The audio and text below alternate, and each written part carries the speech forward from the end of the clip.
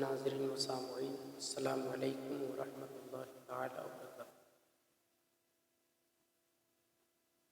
دوستو، صدقہ فطر کی شرعی حیثیت کیا ہے؟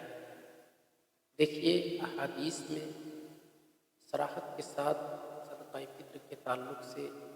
حدیث وارد ہوئی۔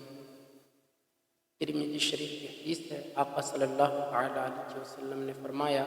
کہ مدینے کی گلیوں میں ادا دے دو کہ ہر مسلمان پر صدقہ فطر واجب ہے۔ اس کی حکمت کو بیان کرتے ہوئے حضرت ابن عباس رضی اللہ تعالیٰ عنہ نے بیان فرمایا کہ روزے میں اگر کوئی کمی واقع ہو جائے، بےہودہ بات زبان سے نکل جائے، تو ان کمیوں کو صدقہ فطر پورا کر دیتا ہے، ان کمیوں کو دور کر دیتا ہے، روزے کو صاف ستھرا کر دیتا ہے۔ اسی طریقے سے دیلمی کی ایک روایت ہے کہ آقا صلی اللہ تعالیٰ علیہ وسلم نے فرمایا کہ جب تک صدقہ فطر ادا نہیں کیا جاتا ہے تو روزے دار کا روزہ زمین اور آسمان کے درمیان معلق رہتا ہے۔ تو ہمیں چاہیے کہ صدقہ فطر ہم ادا کریں۔ اب ایک سوال یہ ہوتا ہے کہ صدقہ فطر کا وقت کب سے کب تک ہے؟ تو دیکھیے، صدقہ فطر کا وقت یہ طلوع فجر سے لے کر کے پوری زندگی، یعنی طلوع فجر سحری کا وقت جیسے ہی ختم ہو جاتا ہے ویسے ہی آپ صدقہ فطر کو ادا کر سکتے ہیں۔ یعنی اگر کوئی رمضان کے مہینے میں بھی عید سے پہلے بھی اگر ادا کرنا چاہے تو ادا ہو جائے گا، کوئی حرج کی بات نہیں ہے۔ لیکن اگر کوئی آخر میں ادا کرنا چاہے، یعنی رمضان کے مہینے کے آخر میں، یعنی عید کے دن صبح صادق کے طلوع ہونے کے وقت سے لے کر کے آپ پوری زندگی ادا کرتے ہیں۔ یعنی اگر کسی نے نماز ادا کرنے کے لیے آیا، عید کی نماز، لیکن جماعت کھڑی ہو گئی تھی اور وہ صدقہ فطر ادا نہیں کر سکا، تو اب اس کا مطلب یہ نہیں ہے کہ اب اس کے اوپر سے صدقہ فطر ساقط ہو گیا، بلکہ جب تک وہ زندہ ہے تب تک ان کے سر پر صدقہ فطر رہے گا۔ جب تک وہ ادا نہیں کریں گے تب تک ان کے سر پر اس کی ذمہ داری باقی رہے گی۔ اگر ادا نہیں کرے گا تو گناہ گار ہوگا آخر عمر تک۔ بعض لوگ جو یہ کہتے ہیں کہ صدقہ فطر اگر اس سے پہلے عید سے پہلے ادا نہیں کیا تو نہیں ہوگا، ایسی بات نہیں ہے، یہ ایک غلط فہمی ہے، بلکہ صدقہ فطر آپ بعد میں بھی ادا کر سکتے ہیں۔ اب ایک سوال یہ آتا ہے کہ اس کی ادائیگی کب واجب ہے؟ دیکھیے، اس کی ادائیگی اگر کوئی شخص سونا 7.5 تولہ سونا یا پھر 52.5 تولہ چاندی کا مالک ہے، یا اس کی قیمت اس کے پاس ہے کہ اتنا اس کے پاس کیش ہے، روپیہ ہے کہ وہ سونا یا چاندی 7.5 تولہ سونا یا 52.5 تولہ چاندی خرید سکتا ہے، تو پھر ایسے شخص پر صدقہ فطر واجب ہے۔ یا پھر اگر اس کے پاس سونا اور چاندی اور کیش تو نہیں ہے لیکن ضروریات زندگی سے زائد مال ہے، یعنی جن کو ہم آئے دن استعمال کرتے ہیں، ان مال کی بات نہیں کر رہا ہوں، اس کے علاوہ جو فضول مال ہے، ان مال کو اگر کاؤنٹ کیا جائے تو وہ پہنچ جائے گا نصاب تک، تو پھر اس پر بھی زکوٰۃ واجب ہے۔ ہاں، ایک بات یہ بھی ہے کہ وہ ان کو کاؤنٹ کرے اور پھر صدقہ فطر نکالے۔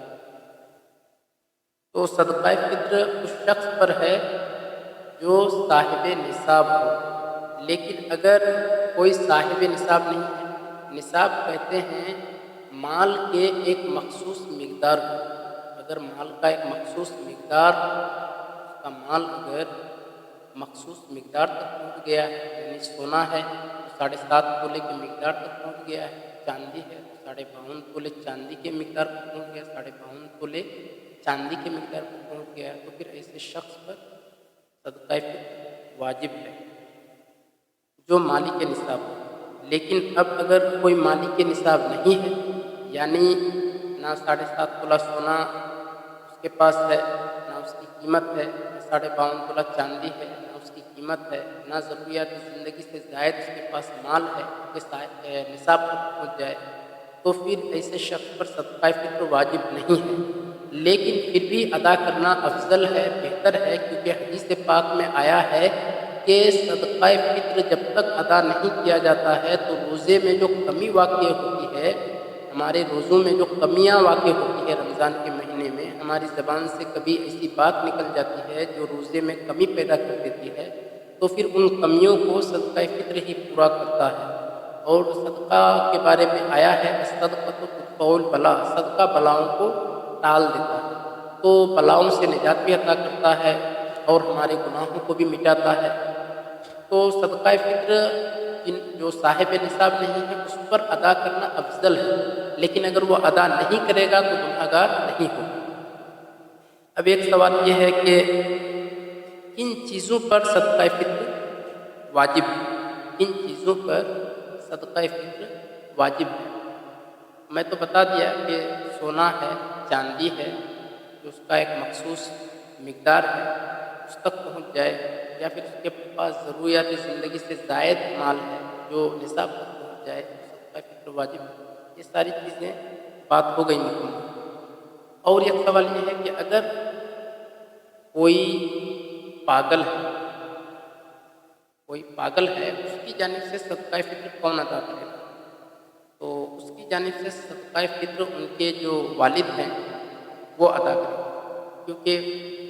پاگل کے اوپر سے صدقہ فطر ادا کرنا واجب نہیں ہے، پاگل کے ذمہ سے صدقہ فطر ساقط ہے، لیکن جو ان کے گارجن ہیں، جو ان کی دیکھ ریکھ کرتے ہیں، ان کے اوپر ضروری ہے کہ اس کی جانب سے صدقہ فطر ادا کریں۔ لیکن اگر کوئی روزہ نہ رکھ سکا اور وہ صاحب نصاب یعنی پورا مہینہ روزہ نہیں رکھا، کسی وجہ سے، مرض کی وجہ سے یا کوئی دقت یا کوئی پریشانی یا جان بوجھ کر کے روزہ نہیں رکھا، صحت اور تندرستی ہونے کے باوجود روزہ نہیں رکھا، تو پھر وہ صدقہ فطر ادا کرے گا یا نہیں، یہ بھی ایک سوال ہے۔ بالکل وہ شخص بھی صدقہ فطر ادا کرے گا، کیونکہ صدقہ فطر ادا کرنا ہر مسلمان کی جانب سے واجب ہے، لیکن اگر کوئی روزہ نہیں رکھتا ہے تو وہ تو گنہگار ہوگا روزہ نہ رکھنے کی وجہ سے، لیکن اگر صدقہ فطر بھی نہیں ادا کرتا ہے تو اور زیادہ گنہگار ہوگا۔ اسی لیے صدقہ فطر ادا کرنا واجب ہے اگرچہ روزہ نہ رکھے۔ صدقہ فطر میں ایک چیز یہ بھی ہے کہ زکوٰۃ میں اولان اول یعنی ایک سال کا گزرنا شرط رہتا ہے، زکوٰۃ میں ایک سال گزرے گا تبھی زکوٰۃ فرض ہوتی ہے، واجب ہوتی ہے، لیکن صدقہ فطر میں ایسا نہیں ہے، صدقہ فطر میں اولان اول شرط نہیں ہے، بلکہ جب بھی اگر عید کے صبح، عید کے دن میں، جس دن عید کی نماز ادا کرے گا اسی دن اگر کوئی صاحب مالک ہوا، صاحب نصاب ہوا، تو اس پر بھی زکوٰۃ، اس پر بھی صدقہ فطر واجب ہو جائے گا، اور اس میں اولان اول شرط نہیں ہے۔ صدقہ فطر کا مقدار کیا ہے، یہ بھی ایک سوال ہے۔ دیکھیے صدقہ فطر کا مقدار حدیث پاک میں جیسا کہ آیا ہے، نصف سا گیہوں کے بارے میں آیا ہے، یعنی 2 کلو 45 گرام یا 47 گرام یا 50 گرام، 2 کلو 47 گرام گیہوں ہے، اس کو اگر کوئی دے دے گا ایک بندے کی جانب سے ادا ہو جائے گا، اور اگر اس کی قیمت بھی ادا کر دے گا تو بھی صدقہ فطر ادا ہو جائے گا۔ لیکن اگر کوئی اب اس کو استعمال کا بھی ایک طریقہ ہے کہ کوئی گھر میں کھا رہا ہے 20 روپے کلو والا گیہوں اور وہ صدقہ فطر ادا کر رہا ہے 10 روپے والا گیہوں سے، یعنی بہت ہی جو ردی ہے اور گھٹیا ہے، کھاتا ہے اچھی کوالٹی کا لیکن ادا کر رہا ہے گھٹیا کوالٹی کا، تو یاد رکھیں اس کا صدقہ فطر ادا نہیں ہوگا۔ کس مقام پر صدقہ فطر دے سکتے ہیں، یعنی کن لوگوں کو صدقہ فطر دے سکتے ہیں، یہ بھی ایک سوال ہے۔ دیکھیے جن لوگوں کو آپ زکوٰۃ کا مال، زکوٰۃ کے روپے دے سکتے ہیں، انہی لوگوں کو آپ صدقہ فطر بھی دے سکتے ہیں، یعنی غریب مسکین جن کے بارے میں قرآن پاک میں آیا ہے، جو مصارف زکوٰۃ ہیں، جن پر آپ زکوٰۃ کے مال دے سکتے ہیں، انہی لوگوں پر آپ صدقہ بھی دے سکتے ہیں، صدقہ کا بھی روپے آپ ان لوگوں کو دے سکتے ہیں۔ تو دوستو ہمارے عام طور پر ہندوستان، پاکستان اور بنگلہ دیش میں ہوتا یہ ہے کہ بندہ لیول کے اعتبار سے وہ کھجور کا مطلب صدقہ فطر ادا کر سکتا ہے۔ دیکھیے حدیث پاک میں متعدد الفاظ آئے ہیں، کھجور کے بارے میں بھی تذکرہ ہے، کشمش کے بارے میں بھی تذکرہ ہے، گیہوں کے بارے میں بھی تذکرہ ہے، اور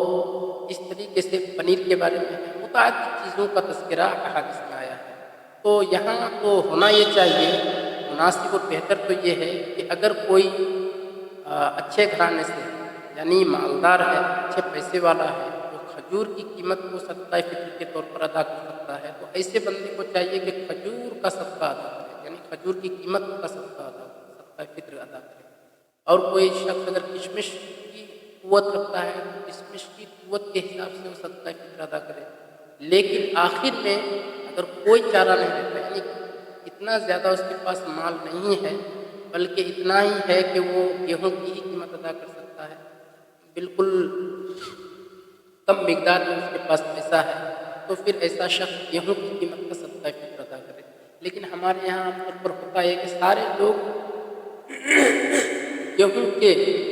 گیہوں سے ہی صدقہ فطر ادا کرتے ہیں۔ ایسا نہیں ہونا چاہیے، بلکہ احادیث میں جو متعدد چیزوں کا تذکرہ آیا ہے، اس حساب سے جو صلاحیت رکھتے ہوں، قوت رکھتے ہوں، اسی حساب سے ادا کریں۔ تو امید کرتا ہوں ناظرین و سامعین کہ آپ لوگوں کو صدقہ فطر کے سارے مسائل تفصیل کے ساتھ معلوم ہو چکی ہوگی۔ اب انشاءاللہ ملتا ہوں اگلے سیشن میں۔ السلام علیکم۔